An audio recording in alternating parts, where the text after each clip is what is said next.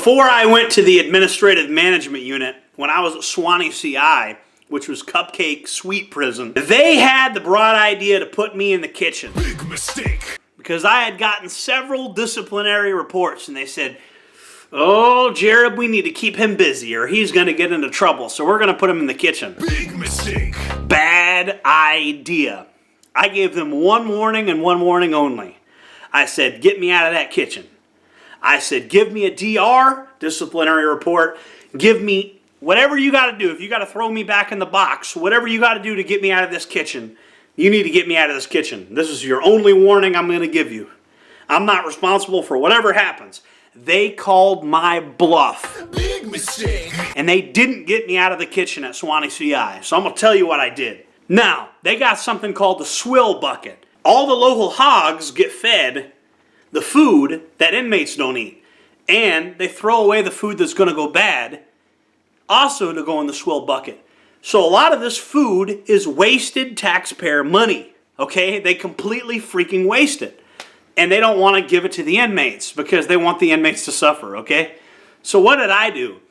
Well, at Suwannee Correctional Institution, I was on the main unit. The only reason the main unit really exists is to be the worker area for the people in close management. Well, I had a lot of friends in close management. I was taking extra sausage patties and stuff like that and hiding them in the grits.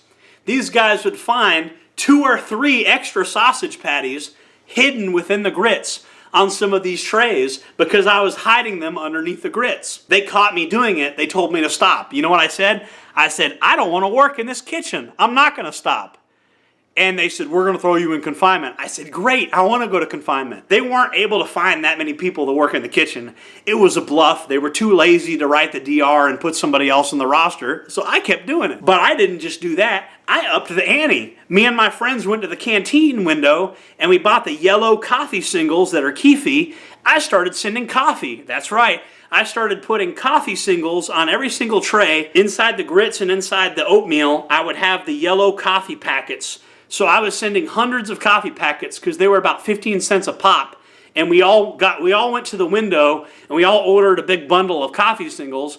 And I basically sent coffee to the entire close management at a time when they weren't letting close management get coffee. And I was real popular in the close management of Suwannee Correctional Institution. And I hated working in the kitchen because it was literally like slave labor. I would wake up at 5 a.m., I'd go to the kitchen, and I would work about 10 hours in this kitchen. I'm not exaggerating. From about 5 a.m. to 3 p.m., I'd be working in the kitchen. This is like having a real job and not getting paid for it. Imagine that. Imagine having a real freaking job and not getting paid for it. So I was pretty mad, and I was ready to sabotage some shit, and sabotage shit I did. I didn't commit a crime against the taxpayers, though. That stuff was going to go in the swill bucket anyway. What I did was I used the kitchen to increase my own reputation at Suwannee CI. Finally, they got sick of it, and they kicked me out of the kitchen, and they didn't even write me a DR. I ended up getting a DR later, for something completely unrelated, but I didn't get a DR for that. They knew better than to ever put me in the kitchen again. After that day, they never assigned me a kitchen job ever again. They said, do not put Jordan Jareb in the kitchen. They did assign me a job in the laundry room, but when I took the white laundry bags and dyed them brown with coffee and took random strips of broken up t-shirts to make a ghillie suit, they didn't really like that. They were talking about giving me an escape charge, but they were just bluffing because the officer took the ghillie suit home and he actually kept it for himself. The ghillie suit was actually extremely good, and the officer took it home because he wanted to add strips of like actual green burlap to it because unfortunately the main problem with the ghillie suit is I didn't have any green in it. And we'll save that one for another video. And they kicked me out of that. Every job they gave me, they kicked me out of it because I weaponized it. I'm glad you liked the video. Make sure to like, comment, subscribe, hit the bell icon, all that good stuff. See you on the next one. Jordan Jareb signing off.